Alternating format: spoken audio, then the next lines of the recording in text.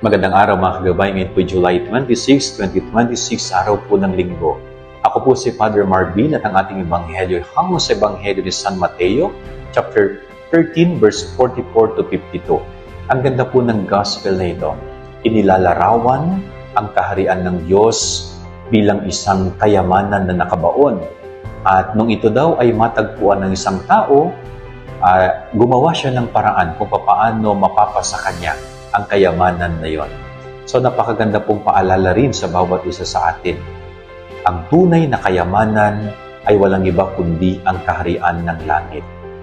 At ipinapaalala sa atin, ano ang kaya nating iwanan, ano ang kaya nating alisin sa ating sarili, ano ang kaya nating iparaya, alang-alang sa kaharian ng Diyos. So maganda pong pagnilayan natin ito, no?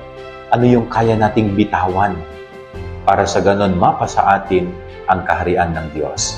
Yan ang ating gabay-aral ngayong maghapon. God bless po sa inyo lahat. Pagpalain kayo ng Panginoon.